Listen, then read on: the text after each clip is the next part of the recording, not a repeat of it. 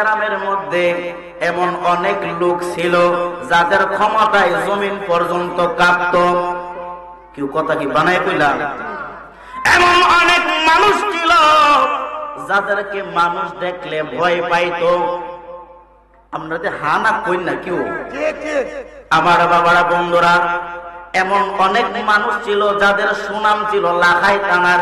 যেই কোনো জায়গার মধ্যে গেলে ওই মানুষটার নাম শুনলই চিনত। এমন আলেমও ছিল, মৌলবী আছেন না আমার বাবারা বন্ধুরা রে, এমন আলেম ছিল, আলেমের সুনাম ছিল অনেক। যে জায়গার মধ্যে যাইতেন নাম কইলেই মুখের বাড়ি দাঁড়িয়ে চিনত। আচ্ছা বাজান, এরা যে আসিল এখন যে নাই কই গেছে? আরো জোরে বলি, আরো জোরে বলি, আমরাও কি থাকবো? আমার বাবারা, এই বামই পশ্চিম গ্রামে এমন অনেক গরিব লোক ছিল, আসিল না? ছিল বাজান, যাদেরকে কেউ চিনত না, বিচার আচার ওইলো ডাকতো না, সমাজের মধ্যে থাকতো, বুড় হইলে যায় জিগাইতো। আমার বাবারা বন্ধুরা, ওই লোকগুলা গেছে কই? দরগাবাড়ি, ঠিক না? আমার বাবারা রে, আমাদের কাছেও আজরাইল আইতো পারেনি। নাকের বাসি দ্বারা শ্বাসটা বাহিরে গেল, ভিতরে গেল না তোমার দাদাগিরি। আরো জোরে বলি, আমার বাবারা বন্ধুরা, সর্বক্ষণ তোমার পিছে আজরাইল ঘুরে।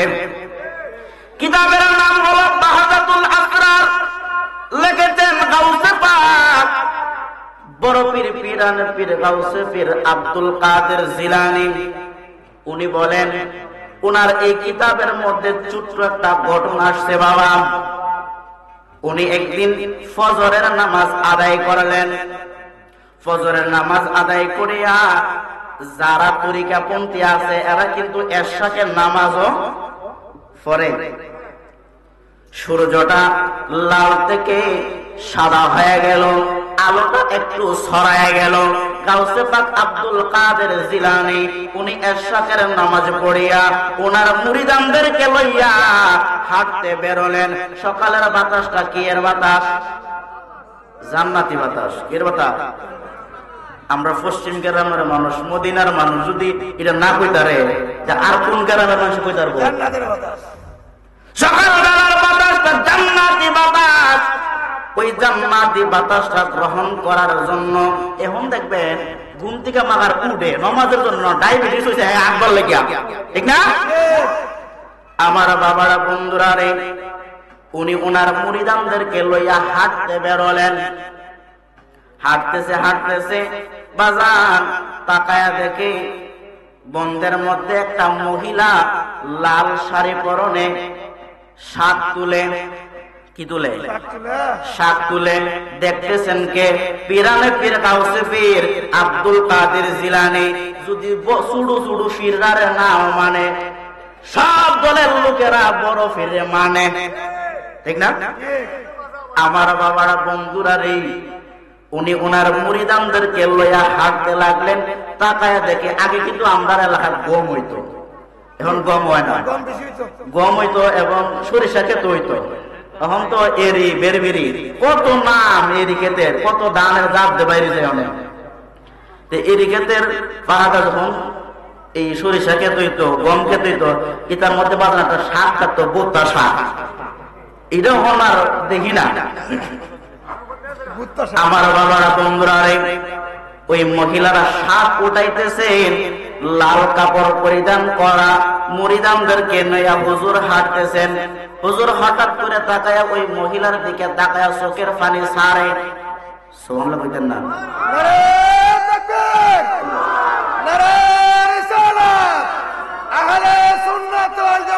জিন্দাবাদ, জিন্দাবাদ। আমার বাবারা বন্ধুরা রে, হুজুর গাউসে পাক ওই মহিলার দিকে তাকায়া তাকায়া কান্দে। মুরিদানরা জিজ্ঞাসা করে, হুজুর ওই মেয়েটা শাক উঠাইতেছে, আপনি কেন কান্দেন? হুজুর ডাক দিয়ে বলে, বাবারা ওই মহিলাটা আর বেশিক্ষণ বাঁচবে না। সুবহানাল্লাহ কি ভাই যে কইবে? এই এই মহিলাটা বেশিক্ষণ আর ভাগবে না। হুজুর মেয়েটা কত সুন্দর ভালো শাক উঠাইতেছেন, আপনি বলেন বাঁচবেন না? বলে তোমরা তাকায় দেখো মহিলার পিছনে কি দেখা যায়। সুবহানাল্লাহ। মুরিদানরা তাকায় দেখে ওই মহিলার পিছনে একটা সাপ দেখা যায়। সাপ কিন্তু বাজান আমার পিছে যদি তাকে, সাপের কিন্তু একটা আওয়াজ থাকে, ফেস ফেস করে একটা আওয়াজ দেয়। আওয়াজ দেয় না? হুজুর বলেন এই দেখো মেয়েটার পিছনে একটা সাপ দেখা যায়। মুরিদানটা ডাক দিয়ে বলে হুজুর এই সাপটা যে তার পিছনে সে কি আওয়াজ শুনতে পায় না? হুজুর বলেন এই যে সাপটা তার পিছু ঘুরতেছে এটা কিন্তু কোন সাধারণ সাপ না, এটা আমার আল্লাহর কুদরতি সাপ, মালাকুল মউত আজরাইল। পড়ে সুবহানাল্লাহ। মেয়েটার পিছনে ঘুরতেছে, মেয়েটার পিছনে ঘুরতেছে, যদি একটু সময় পায় আমার আল্লাহর হুকুমের অপেক্ষায় আল্লাহ হুকুম করবে আর সবল দিবে। কবর যেদিন ডাকবে আমায় সকাল সন্ধ্যা বেলা, মাগরিবেতে ডুবে যাবে গো আমার এই জীবনের খেলা, এই জীবনের লীলা, মাগরিবেতে ডুবে যাবে গো। ছেলে মেয়ে কাঁদবে তোমার শিয়রে বসিয়া, বাবা তুমি কথা বলো গো আদর যত্ন করিয়া, দুধ খোলা খাওয়ায়া, এখন তুমি কোথায় চলছ গো আমার এই জীবনের খেলা, মাগরিবেতে ডুবে যাবে গো। বাবারা যেই কথা বলতেছিলাম ওই আজরাইল কি আমার পিছে আছে না নাই? আমার বাবা কোন দিন জানি তোমার সামনে মালাকুল মউত আজরাইল আইসা হাজির, কোন দিন জানি প্রাণ পাখি যাবে এই দেহ সারিয়া, আপন জনেরা কাঁদবে রে বসে ওই দেহের দিকে চাহিয়া। আল্লাহুম্মা সাল্লি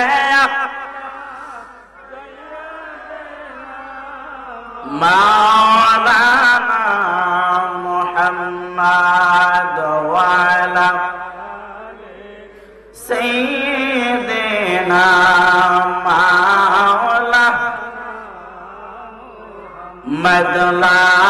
মদলাইলাহা মাশাল্লাহ লাইলাহা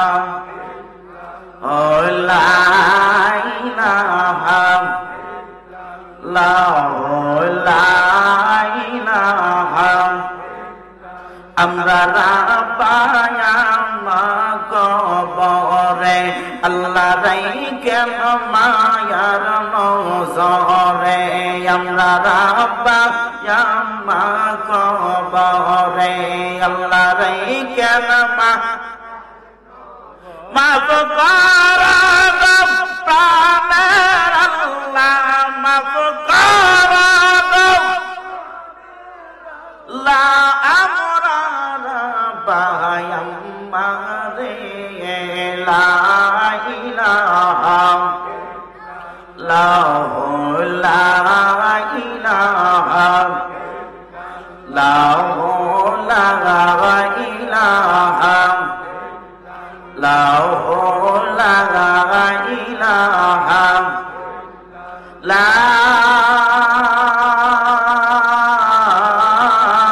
ইলাহা ইল্লাল্লাহু মুহাম্মাদুর রাসূলুল্লাহ সাল্লাল্লাহু আলাইহি ওয়াসাল্লাম। কুররাতাইনি বিকা ইয়া রাসূলুল্লাহ। আমার বাবার বন্ধুরা রে, মানুষ যখন দুনিয়ার জমিনে মায়ের গর্ভ থেকে ভূমিষ্ঠ হয়, বাচ্চাটার কোনো গুনাহ থাকে হানা কয়েন, সাময়িক সময়ের জন্য এটা হলো ক্লাস, কিছু বুঝতে হইলে কিছু শিখতে হইলে আদান প্রদান করতে হইবে। হা না বলতে হবে। দুনিয়ার জমিনে যখন বাচ্চাটা ভূমিষ্ঠ হয় তার কোনো গুনাহ থাকে না।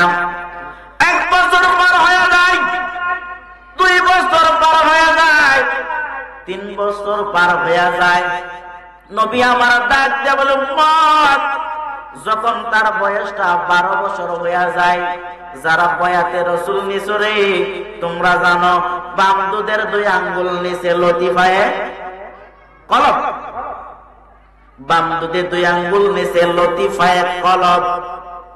ওই কলবটা বাজান সাদা কাগজের মতো পরিষ্কার, কোনো গুনাহ নাই। তার কলবটা যখন ভালো থাকে ইবাদত ভালো।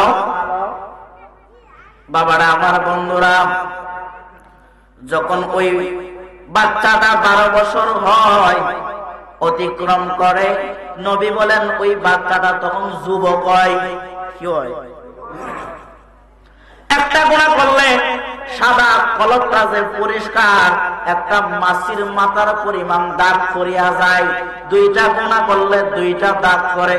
এইভাবে যখন গুনাহ করতে থাকে রে, তখন ওই সাদা কলবটার কলবটাকে না ময়লা জঙ্কার হইয়া যায়। আমার বাবারা, বন্ধুরা রে, যদি ওই সাদা কলবটারে তুমি পরিষ্কার করতে চাও, নবী আমার বলে, উম্মত, যদি ওই কলবটাকে তুমি পরিষ্কার করতে চাও, মানুষ আমরা যেইভাবে ময়লা হয়ে গেলে কাপড় বাজার থেকে সাবান সোডা দিয়া বাড়িতে আইনা দই, এইভাবে দৌত করলে কষা দিলে ময়লা পরিষ্কার হয়। তোমার এই কলবটা দিয়া যদি তুমি পরিষ্কার করতে চাও, এমন একটা মেডিসিন আছে, যে মেডিসিনটা তুমি বামই বাজারে গেলে পাইবা না, বুল্লা বাজারে গেলে পাইবা না, হবিগঞ্জে গেলে পাইবা না। হুজুর, এই মেডিসিনের নাম কি? এই মেডিসিনের নাম হইল, আমার নবী বলেন, এই মেডিসিনের নাম হইল আমার মাওলা পাকের জিকির। যখন তুমি এই মাওলা পাকের জিকির দ্বারা কলবের মধ্যে ধাক্কা দিবারে, ধাক্কার সাথে সাথে তোমার কলবটা ময়লা করা জমকার কলবটা আগের মতো সাদা হয়ে যাবে। পরে সুবহানাল্লাহ। একটু মহব্বতে চক্ষু বন্ধ করে ইসমে জাতের জিকির করে, আল্লাহ আল্লাহ আল্লাহ আল্লাহ আল্লাহ, জবানটা খুইলা আল্লাহ আল্লাহ আল্লাহ আল্লাহ আল্লাহ। নবী বিনে আপনাকে গনায় হায়রে মুমিন ভাই, নবী বিনে আপনাকে গনায় আল্লাহ আল্লাহ আল্লাহ আল্লাহ। আমার নবীর প্রেমে পাগল হইলে গো, আমার আল্লাহ তাআলার দিদার মিলে গো। মাশাআল্লাহ, আল্লাহ আল্লাহ। নবী নবী কইরা হায়া মোরার নবী, নবী কইরা হায়া মোরার মনে প্রাণে শান্তি পাওয়াই। নবী বিনে দরদি কেউ নাই। আল্লাহ আল্লাহ আল্লাহ আল্লাহ। কে দিয়ে প্রেম জালা জোড়ায় গায় মোর সেদ, কে দিয়ে প্রেম জালা জোড়ায়। আল্লাহ আল্লাহ আল্লাহ আল্লাহ। দেখিতে চাই নয়নে পাইনা গো মুর্শিদ সামনে, কি দিয়ে নয়ন জোড়ায় হায় মুর্শিদ, কি দিয়ে প্রেম জালা জোড়ায়। আল্লাহ আল্লাহ আল্লাহ আল্লাহ আল্লাহ আল্লাহ। আমরা পাগল কাঙ্গালে ডাকি গো মুর্শিদ তোমারে তোরায়া আল্লাহ করনে দানে আয়ো মোর সে দেখি দিয়ে প্রেম জানা জোরাওয়াই আল্লাহ আল্লাহ আল্লাহ আল্লাহ আল্লাহ আল্লাহ আল্লাহ আল্লাহ Allah, Allah, Allah, Allah.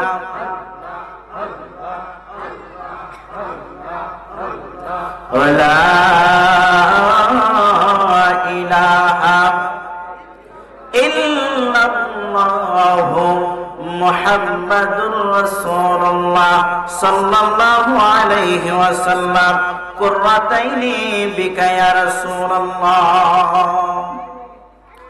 মুআজ্জাজ হাজিরিন, সম্মানিত আজকের এই সুদীয় সম্মেলনের সভাপতি পীর তরিকত রহমায়ে শরীয়ত পীরজাদা হযরত মাওলানা আলহাজ সৈয়দ জহুর ইসলাম জুয়েল সাহেব, ঐতিহ্যবাহী আউলিয়া দরবার শরীফ অষ্টগ্রাম কিশোরগঞ্জ, প্রধান অতিথি সুমধুর কণ্ঠের অধিকারী হযরত মাওলানা মোহরম আলী আল কাদেরী সাহেব, কটিয়াদি কিশোরগঞ্জ, বিশেষ অতিথি উদীয়মান তরুণ বক্তা হযরত মাওলানা হাফেজ কারি আশরাফুল ইসলাম নওশাদ সাহেব, হবিগঞ্জ। আরো আছে আমার মোহব্বতের ভাইজান আশিকুল হযরত মাওলানা হাফেজ হুমায়ুন কবির জহুরী সাহেব, খাদেম আউলাদিয়া দরবার শরীফ অষ্টগ্রাম।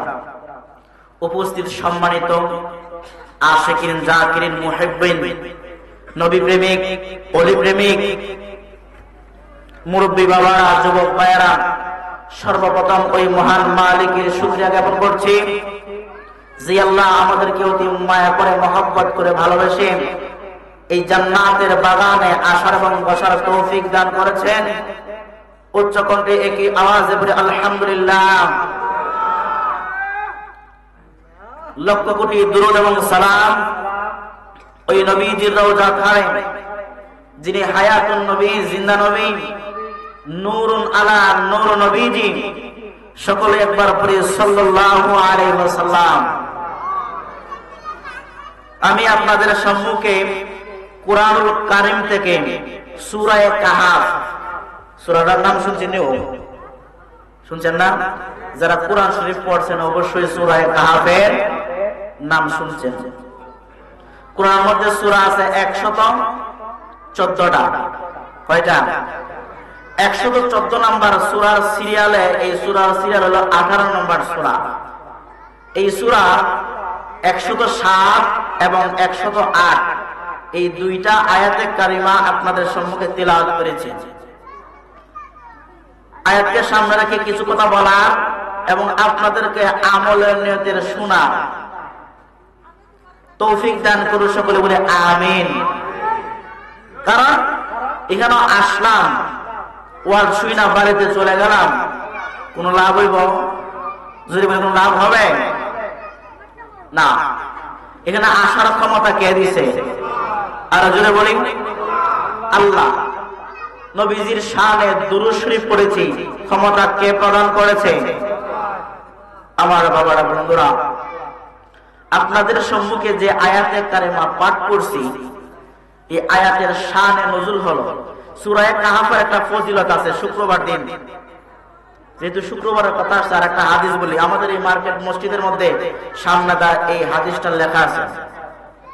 নবীজি বলেছেন, যদি কেউ শুক্রবার দিন আসর নামাজ আদায় করে, কিবলামুখী হইয়া 80 বার আমির নবীজির উপরে দুরুদে উম্মে 80 বার পাঠ করো, 80 বছরের গুনাহ মাফ। সুবহানাল্লাহ কই দিলেন না সবাই? দুরূদ হলো আল্লাহুম্মা সাল্লি আলা সাইয়্যিদিনা মুহাম্মাদিনিন নাবিয়িল উম্মিহি ওয়া আলিহি ওয়া সাল্লিম তাসলিমা। আমার বাবারা, আমি আপনাদের সম্মুখে যে আয়াতে কারিমা পাঠ করেছি, আয়াতের শানে নজুল হইল সাহাবায়ে কেরাম যখন আমার নবীজির হাত ধরে মুসলমান হতে লাগলেন, এই মুসলমান হওয়ার কারণে মক্কা নগরীতে কিছু বেঈমান কাফেররা সাহাবীদের সমালোচনা করতে শুরু করলো। এমন লোক আছে না আমরা এলাকা? হুমকি দেখায় না, হের যায় পিছে দেখায়, আপনার সামনে বালা, হের লোকে যে বালা। মুনাফিকের একটা খাইচ্ছ হইল সবার কাছে বালা থাকবে, যেমন শয়তান, কত ঠিক না? আর একটা মুমিন ইমানদার বান্দা সবার কাছে কখনো ভালো হতে পারে না। দেখবেন সবাই যখন ভালো ব্যবহারের ভিতরে কোনো না কোনো ভেজাল আছে। সাহাবীদের পিছনে যখন সমালোচনা শুরু করলো, সমালোচনা কি? এই সাহাবীরা মুসলমান হইতাছে, মুহাম্মদের আদুইরা, এরা তো দুনিয়াতে কোনো স্বাধীনতা নাই। আসলে কি কথাটা সত্য না মিথ্যা? কথা সত্য। আমরা কোরআনের যে হুকুম আছে, কোরআনের যে নিষেধ আছে, এগুলা মানতে হবে কি হবে না? কোরআনের মধ্যে আছে যে নাচ গান করতা না, সুদ খাইতা না, পরের জমি মারতা না, আছে না এগুলা? বেগানা নাগের দিকে তাকাইতে পারতা না, নাচ গান শুনতে পারবা না, এগুলো কোরআন আছে না? আছে। এগুলো হলো কোরআনের হুকুম, মানতে হবে। এই কথা সাহাবীদের পিছনে পিছনে বলতে লাগলেন যে এরা মুহাম্মদের হাতে মুসলমান হইয়া এরা দুনিয়াতে কোনো সুখ পাইতেছে না। কারণ আমরা দুনিয়াতে যা ইচ্ছা তা করি, যা মন চাই তাও করি, কিন্তু আমরা হইলাম আল্লাহর কাছে অধীন, আল্লাহর কাছে পরাধীন, আমরা আল্লাহর হুকুমের বাহিরে না। এই কথা শোনার পরে আমার নবীর কাছে জিবরাইল আমিন আসলেন। সুবহানাল্লাহ কইতেন না? সুবহানাল্লাহ আরো জোরে বলেন। আমার বাবারা বন্ধুরা, জিবরাইল আমিন আমার নবীর দরবারে আসলেন। আয়েশা, ইয়া রাসূলুল্লাহ, ইয়া হাবিবাল্লাহ, ওগো মায়ার নবীজি, আয়াতটা আমার নবীর কাছে দিলেন। সুবহানাল্লাহ। ইয়া রাসূলুল্লাহ, ইয়া হাবিবাল্লাহ, ওগো মায়ার নবীজি, আপনার সাহাবীদের পক্ষে আমার আল্লাহ আয়াতে কারিমা পাঠাইছেন। সুবহানাল্লাহ। আপনাদের সম্মুখে যে আয়াতে কারিমা পাঠ করছে, আল্লাহ বলেন ইন্নাল্লাযীনা আমানু, যারা ঈমান এনেছে, ওয়া আমিলুস সালিহাত, এবং যারা নেক আমল করে। কয়টা গুণ? দুইটা। একটা হলো ঈমান, আমরা সবাই ঈমানদার, ঠিক না বাজার? ঈমানের স্তর আছে। ঈমান আমরা নামাজ, রোজা, হজ, যাকাত, কালিমা কইতেন না? না জানেন নাম নাই? মুসলমানের সন্তান 5টা কালিমা কই থাকতো না, আছে না এরকম? আমি অনেক কথা কইমু, অনেকের মনে কষ্ট লাগতো, পারে কি পারতাছে? ও হুমই পারতাছে। নামাজ, রোজা, হজ, যাকাত, কালমা। কালমা মানে খারাপ কিছু কথা কই হইলে কালাম, নামাজ, কালেমা, নামাজ, রোজা, হজ, যাকাত, এই 5টা হইল ইসলামের স্তম্ভ। রোজা বছরে একবার আয়, ঠিক না? 30 দিন এটা যে পারে নামাজ পড়লো রাহে, না পড়লো রাহে। আবার দেখা যায় পর্দার আলো দোকানো যায়, খায় মাঝে মাঝে, ঠিক না? হজ হইল যারা টেহা আছে এরা হজে যাইতে, ধনী গরিব হইতে পারি, আল্লাহ আমরা মনে করিবে না, জীবনে একবার লয়ারে যাইও সোনার মদিনা। যাইতে চাননি? যারা ধন আছে এরা প্রতি বছরে না 5 বছরে ধন হইলে আপনার জন্য হজ করা ফরজ। কয়টা গেছে? কয়টা গেছে? 2টা। নামাজ, কালেমা, নামাজ, রোজা, হজ, যাকাত। আর একটা হইলো যদি আপনি ধনী হন তাহলে যাকাত দিতে হইব। এই 3টা জিনিস হইল বাদ। কারণ আমরা হলাম গরিব, গরিব না? এখানে যারা আছে আমরা সবার কি সামর্থ্য আছে যে হজে যাওয়ার? কিন্তু আমার নবীর ক্ষমতা আসেনি যে তোমার দেখা দিত। সুবহানাল্লাহ জোরে কইতেন না? আমার নবী বলে, উম্মত যদি আমি নবীরে তুমি ডাকার মতো ডাকতে পারো, আমি নবী মদিনায় থাকতাম না, তোর বান্দা করে আইসা হাজির হইয়া যাবো। পড়ি সুবহানাল্লাহ। এক আশিকে আমার নবীজির দুরূদ পড়ে, কারণ শুক্রবার দিন দুরূদ পড়লে নবীজি কইছে না আমি আয়া দেখা দিব। সুবহানাল্লাহ। দুরূদ পড়ে আমার নবীজির শানে, কিন্তু আমার নবীজি দেখা দেয় না। তখন মন রে বুঝবে, মন তো শোন শোন শোন সোনার কাঁদিস না, দেখা দিবে দিদার দিবে শাহে মদিনা। নারায়ে তাকবীর, নারায়ে রিসালাত। সম্মানিত উপস্থিতি, সংক্ষিপ্ত আমার বাবারা, বন্ধুরা, এই তিনটা জিনিস আমাদের সমর্থন নাই। একটা আছে রোজা আমরা রাখুন প্রতি বছর একবার, ঠিক না? দুইটা জিনিস কালেমা এবং নামাজ। কালেমা এবং নামাজ। কালাম হইলো আমরা লা ইলাহা ইল্লাল্লাহ পড়ছি, আমরা মুসলমান হয়ে গেছি গা। কেউ কালেমা খালি লা ইলাহা ইল্লাল্লাহ মুহাম্মাদুর রাসূলুল্লাহ বলে মুসলমান? একটু সামান্য একটু সময়। আমার বাবারা, বন্ধুরা, আমি প্রথম বললাম ইন্নাল্লাযীনা আমানু, যারা ঈমান এনেছে, ওয়া আমিলুস সালিহাত, যারা নেক আমল করে, কানাত লাহুম জান্নাতুল ফিরদাউসি নুজুলা, আমি আল্লাহ তাদেরকে জান্নাতের মেহমান বানাবো। সুবহানাল্লাহ। যেই কথাটা বলতেছিলাম, ঈমান সর্বপ্রথম হলো ঈমান।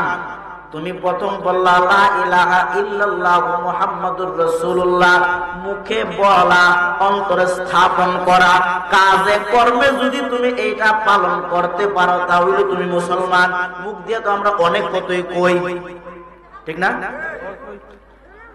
ঈমান মূল হইল নবীজি। ঈমান কি? ঈমানের মূল নবীজি। কারণ দেখবেন দুনিয়ার জমিনে মারামারি, দাঙ্গা হাঙ্গামা যাই, আল্লাহর লয়ে কেউ মাইল লাগে? কেউ মাইল লাগে না। নবীর লয়ে এই মাইল লাগে।